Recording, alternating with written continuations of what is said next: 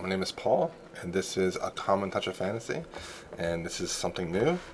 I am going to be reading the first 20 minutes of a new book. It is The Red Knight by Miles Cameron. I have this American version. I actually like the American version. I also like the UK one too. A lot of people have the UK, but I find the American one to be just as nice. All of the covers have a different theme. This one has like a red theme, and the other ones have like a blue and a greenish theme. The Red Knight by Miles Cameron is the first book in his The Traitor Sun cycle, and it is from Orbit, and I love the spines on these books as well. The spines on the bookshelf look amazing because this one's red and the other ones are like blue and green, and they just look really cool on the shelf. And we have an awesome back cover, and then we have these perforated edges, which is always an amazing thing with books. I always like that. It gives it a nice feel and texture while you're reading it. And first I'm going to be reading the back cover and things. I have not read any of this stuff. I just know about this book from Michael from Bitten by Radioactive Book and Caitlin from Kitty G, and how much they liked it, so I wanted to get it as well. So the front says, "Slaying dragons is a bloody business." The only thing I know about this book is that the guy's job in this book is to kill wyverns. That's basically all I know about this book. The back says, "Out beyond the walls are creatures who would crack your armor to eat what lies within." Ooh. Very cool. And then the front flap, the synopsis is 28 florins a month is a huge price to pay for a man to stand between you and the wild. 28 florins a month is nowhere near enough when a wyvern's jaws snap shut on your helmet in the hot stink of battle, and the beast starts to rip the head from your shoulders. But if standing and fighting is hard, leading a company of men, or worse, a company of mercenaries, against the creatures of the wild is even harder. It takes all the advantages of birth, training, and the luck of the devil to do it. The Red Knight has all three. Ooh. He has youth on his side, and he's determined to turn a profit. So when he hires his company out to protect an abbess and her nunnery, it's just another job. The abbey is rich, the nuns are pretty, and the monster preying on them is nothing he can't deal with. Only it's not just a job, it's going to be a war. Oh, very cool. So I'm getting a lot of Glenn Cook feels from this. Guy is the leader of an army of mercenaries, and they have a new job. But usually they try to kill wyverns and stuff. Yes, very cool. Alright. Like I said, this was published by Orbit. It is a epic fantasy book. Miles Cameron writes under another name. He writes historical fiction, and I'm very excited to get to this. Alright, and I will be reading for 20 minutes, and you guys can either listen to me reading for 20 minutes and see if you like this book, see if it sounds like something that you would enjoy, or you can just skip over the next 20 minutes on the video if it's recorded, and go straight to my initial reactions after reading the first 20 minutes. So I will be reading for 20 minutes, and starting with chapter 1. And there is a name title heading at the beginning, so it's someone's name. So it says chapter 1, someone's name, so that makes me think that the POV character will be on the heading at the top. Alright, so Albin Kirk, that's probably the place. Sir John Crayford. The captain of Albuquerque forced himself to stop staring out his narrow glazed window to do some work. He was jealous of a boy a third of his age, commanding a pretty company of lances, riding about, while he sat in a town so safe it was dull, growing old. Don't be a fool, he told himself. All those deeds of arms make wonderful stories, but the doing is cold, wet, and terrifying. Remember? He sighed. His hands remembered everything, the blows, The nights on the ground, the freezing cold, the gauntlets that didn't quite fit. His hands pained him all the time, awake or asleep. The captain of Albuquerque, Sir John Crayford, had not started his life as a gentleman. It was a rank he'd achieved through pure talent for violence. Ooh. And as a reward, he sat in his rich town with a garrison a third the size that it was supposed to be on paper, a garrison of hirelings who bossed the weak, abused the women, and took money from the tradesmen. A garrison that had too much cash because the posting came with the right to invest in fur caravans from the north. Albuquerque furs were the marvel of 10 countries. All you had to do to get them was ride north or west into the wild and then come back alive. Ugh. The captain had a window that looked northwest. He tore his eyes away from it again and put pen to paper. Carefully, laboriously, he wrote, "My lord, a company of adventure, well ordered, and bearing a pass signed by the constable, passed the bridge yesterday morning, near to 40 lances, each lance composed of a knight, a squire, a valet, and an archer. They were very well armed and armored in the latest eastern manner, steel everywhere. Their captain was polite but reserved, very young, refused to give his name, styled himself the Red Knight. His banner displayed 3 lacs d'armor in gold on a field sable. He declared that they were, for the most part, your grace's subjects, lately come from the wars in Gaul. As his pass was good, I saw no reason to keep him." Sir John snorted, remembering the scene. No one had thought to warn him that a small army was coming his way from the east. He'd been summoned to the gate early in the morning, dressed in a stained coat of fustian and old hose. He tried to face down the cocky young pup in his glorious scarlet and gold, mounted on a war horse the size of a barn. He hadn't enough real soldiers to rest any of them. The boy had great noble written all over him, and the captain of Albuquerque thanked God that the whelp had paid the toll with good grace and had good paper, as any incident between them would have gone badly for him. Ooh. He realized he was looking at the mountains. He tore his eyes away again. He continued writing. He also had a letter from the abbess at Lysin-Carac. She had sent to me last autumn for 50 good men, and I had to refuse her. Your grace knows I am short enough men as it is. I suppose she has offered her contract to sell swords in the absence of local men. I am, as your grace is aware, almost 100 men under strength. I have but 4 proper men at arms, and many of my archers are not all that should be. I respectfully request that your grace either replace me or provide the necessary funds to increase the garrison to its proper place. I am your grace's humblest and most respectful servant, John Crayford." The master of the guild of friars had invited him to dinner. Sir John leaned back and decided to call it a day, leaving the letter lying on his desk. And then we have another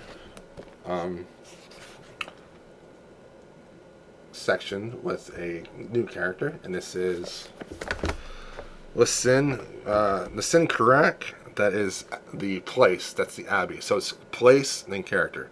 So Lysin-Carac, that's the nunnery place, and the Red Knight. This is from his point of view. "Sweet Jesu," Michael called from the other side of the wall. It was as high as a man's shoulder, created by generations of peasants hauling stones out of fields. Built against the wall was a 2-story stone house with outbuildings, a rich manor farm. Michael stood in the yard, peering through the house's shattered main door. "Sweet Jesu," the squire said again. "They're all dead, Captain." Ooh, all the knights, or the nuns.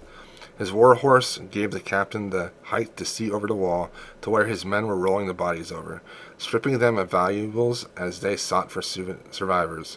Their new employer would not approve, but the captain thought the looting might help her understand what she was choosing to employ.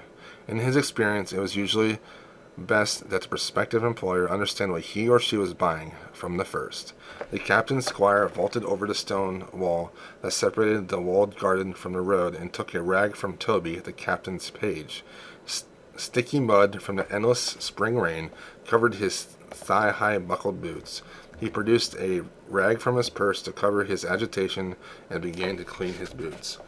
Michael was fussy and dressed for fashion. His scarlet company surcoat was embroidered with gold stars, the heavy wool worth more than an archer's armor. He was well born and could afford it, so it was his business. It was the captain's business that the lad's hands were shaking. "When you feel ready to present yourself," the captain said lightly. But Michael froze at his words, then made himself finish his task with the rag before tossing it back to Toby. "Apologies, my lord," he said, with a quick glance over his shoulder. "It was something out of the wild, lord. Stake my soul on it." "Not much of a stake," the captain said, holding Michael's eye. He winked, as much to amuse the onlookers of his household as to steady his squire, who was pale enough to write on. Then he looked around. The rain was light, just enough to weigh down the captain's heavy scarlet cloak without soaking it through. Beyond the walled steading stretched fields of dark, newly planted earth, as shining and black in the rain as the captain's horse. The upper fields toward the hills were rich with new greenery and dotted with sheep. Dotted. Okay. Good earth and fertile soil promised rich crops, as far as eye could see on both sides of the river. This land was tamed, covered in a neat geometric pattern of hedgerows and high stone walls separating tilled plots or neatly scattered sheep and cattle, with a river to ship them down to the cities in the south. Crops and animals whose riches had paid for the fortress nunnery, the Sin Karak, that capped the high ridge to the south, visible from here as a crenulated line of pale stone. Gray, gray, gray from the sky to the ground. Pale gray, dark gray, black. So it was not the nunnery that they were at, with the dead people. Beyond the sheep, to the north, rose the Anacrags, 200 leagues of dense mountains that lowered over the fields, their tops lost in the clouds. The captain laughed at his own thoughts. The dozen soldiers nearest him looked, every head turned, each wearing matching expressions of fear. The captain rubbed the pointed beard at his chin, shaking off the water. "Jacques?" he asked his valet. The older man sat quietly on a war horse. He was better armed than most of the valets, wearing his scarlet surcoat with long hanging sleeves over an eastern breastplate, and with a fine sword 4 feet long to the tip. He too combed the water out of his pointed beard while he thought. "My lord?" he asked. "How did the wild make it here?" Wild is capitalized. The captain asked. Even with a gloved hand keeping the water from his eyes, he couldn't see the edge of the wild. There wasn't a stand of trees large enough to hide a deer within a mile, 2 miles. Far off to the north, many leagues beyond the rainy horizon and the mountains, was the wall. Past the wall was the wild. True, the wall was breached in many places, and the wild ran right down into the country. The Agncrags had never been cleared, but here wealth and power held the wild at bay. Should have held the wild at bay.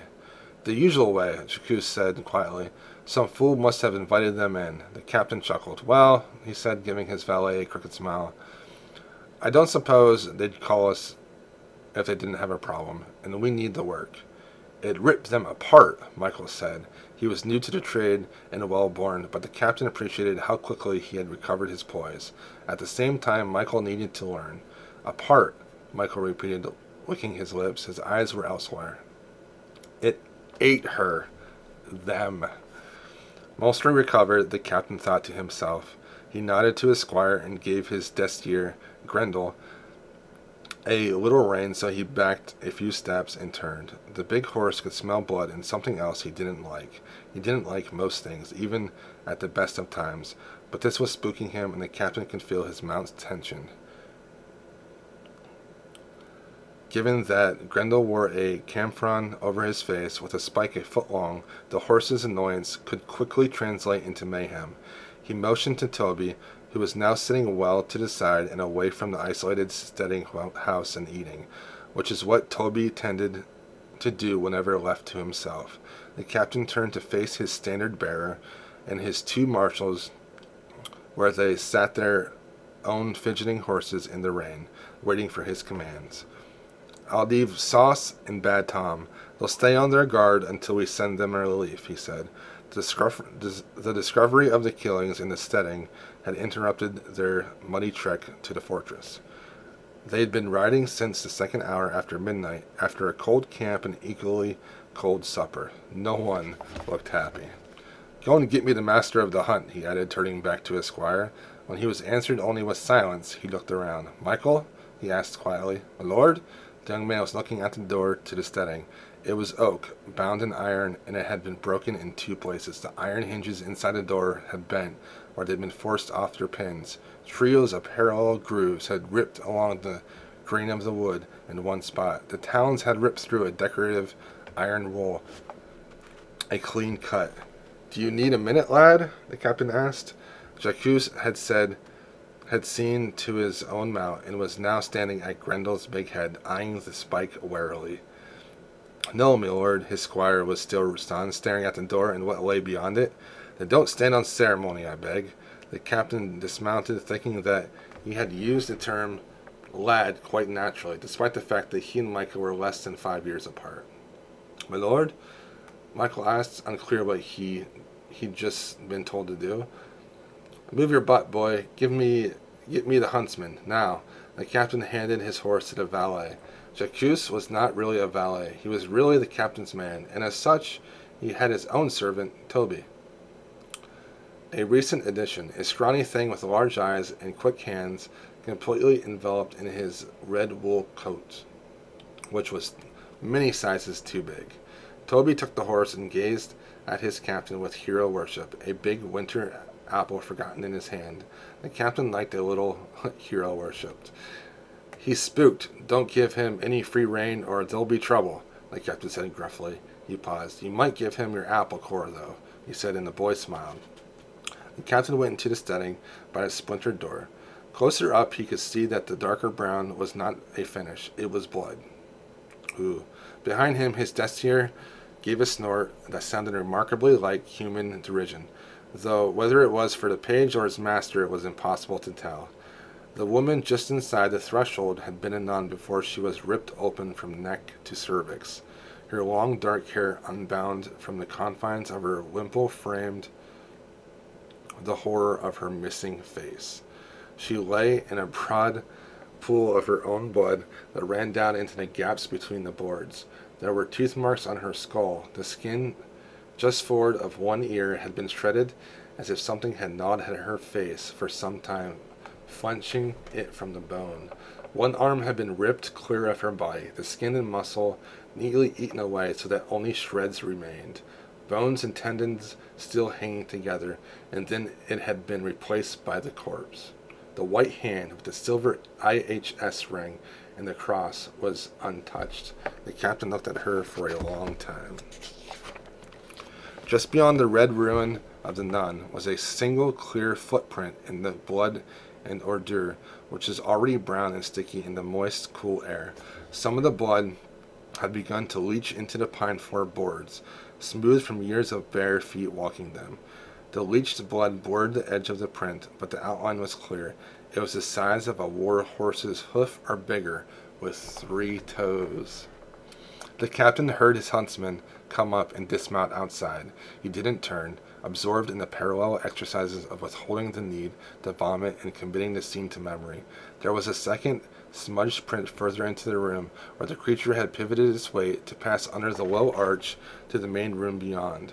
It had dug a furrow in the pine in its talons, and a matching furrow in the baseboard that ran up into the wattle and plaster. A dew claw. Why'd this one die here when the rest died in the garden? He asked. Gelfred stepped carefully past the body. Like most gentlemen, he carried a short staff, really just a stick shod in silver, like a mountebank's wand, or a wizard's. He used it to point and then to pry something shiny out of the floorboards. Very good, said the captain.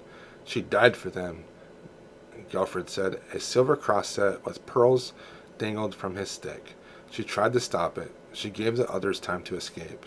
If only it had worked, said the captain. He pointed at the prints. Gelfred crouched by the nearer print, laid his stick along it, and made a clucking sound with his tongue.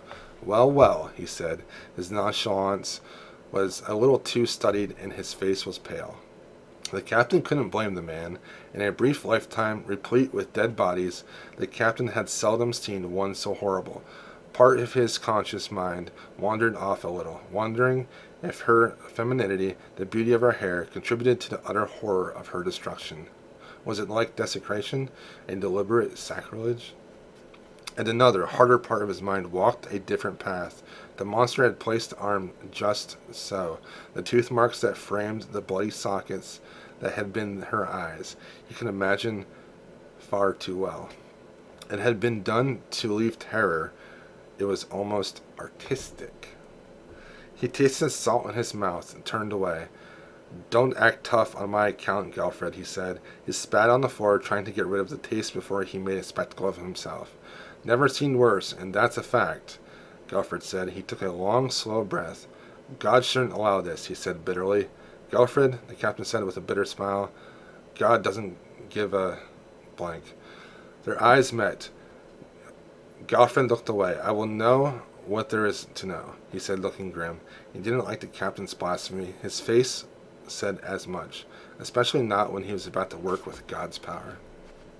Gelfred touched his stick to the middle of the print, and there was a moment of change, as if their eyes had adjusted to a new light source or stronger sunlight. "Pater noster qui es in Calais," Gelfred intoned in plain chant. The captain left him to it. In the garden, Sir Thomas's squire and half a dozen archers had stripped the bodies of valuables, and collected all the body parts strewn across the enclosure, reassembled as far as possible, and laid them out, wrapped in cloaks. The two men were almost green, and the smell of vomit almost covered the smell of blood and ordure. A third archer was wiping his hands on a linen shirt. Sir Thomas, Bad Tom to every man in the company, was 6'6" of dark hair, heavy brow, and bad attitude. He had a temper, and was always the wrong man to cross. He was watching his men attentively, an amulet out and in his hand. He turned at the rattle of the captain's hardened steel sabatons and the stone path and gave him a sketchy salute. "Reckon the young'uns earned their pay today, Captain."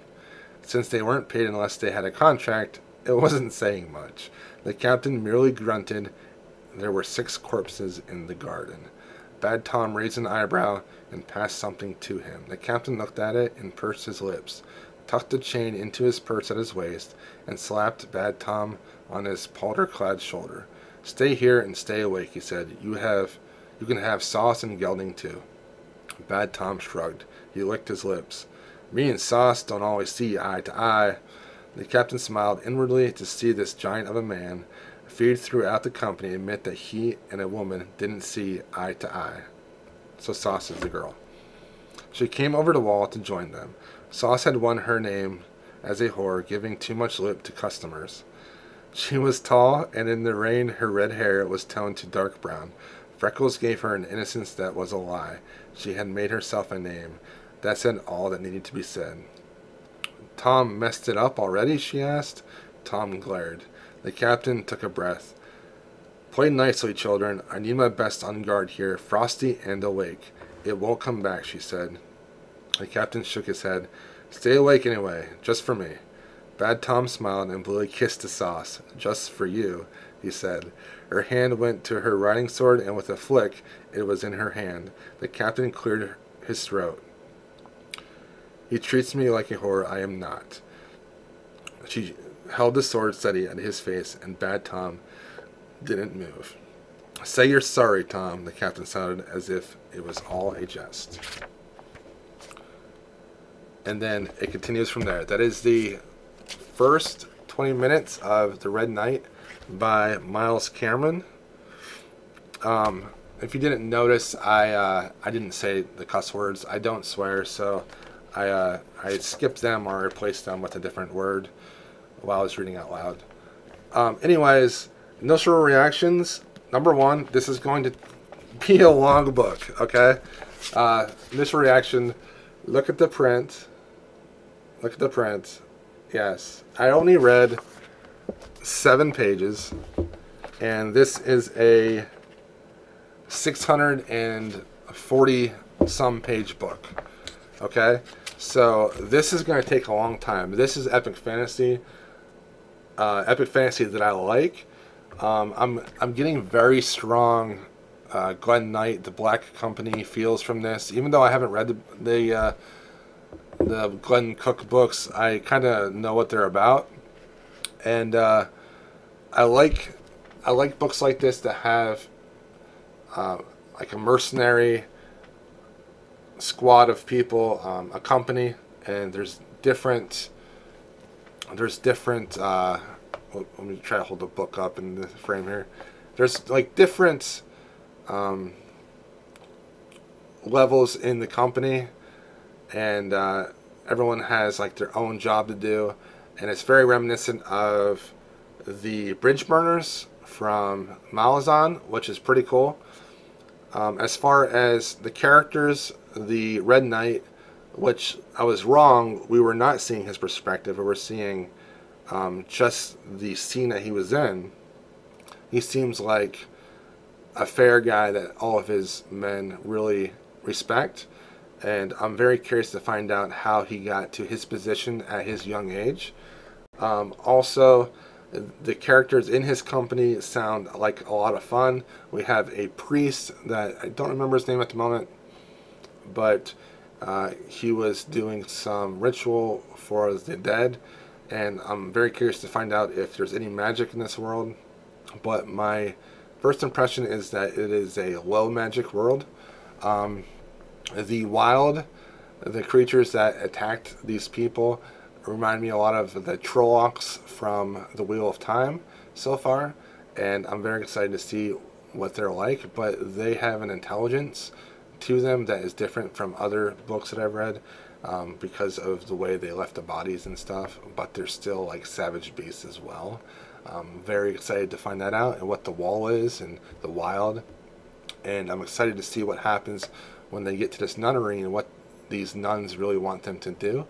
From the very beginning, talking about the world a little bit with that first guy at the establishment, the encampment, I get the feeling that this is a very war-torn type of place with a lot of people in the military, a lot of fighting going on, and I think that's going to be right up my alley and something that I like. As far as the writing style, I think the writing style is great. I think that he describes a lot of things that I'm interested in, as like the things that they wear, the armor they're using, the weapons and stuff. It's very militaristic in scope and very detailed in the military type stuff. I think that is something I will enjoy, but it's probably not for everybody. So far, I think it's going to be good, and I like how he ends paragraphs with a quick statement that's very powerful, or very informational. I think that's fantastic and something that I look forward to reading. And the dialogue seems witty. There's going to definitely be a lot of banter between the characters, and that is definitely something I look forward to in fantasy books, and something that if there isn't witty banter between characters, sometimes the books seem a little bit stifling or oppressive in a way. So looking forward to reading this. So that was the first 20 minutes. I hope that me reading this has made you decide if you want to get this book or not. I am doing a buddy read with this, and I'm starting it today. I'm looking forward to reading this book and then the entire series eventually. So looking forward to it. It's a long book though, but very detailed and very much epic fantasy how I like it. If this is something you're interested in, you should check it out. Red Knight by Miles Cameron, book 1 of the Trader Sun cycle. I will talk to you guys later. Let me know how you felt about this video if you watched it, and I will definitely try to change the description box below so that more information is there about when the timings are and stuff. Alright, thank you so much. Have a good day.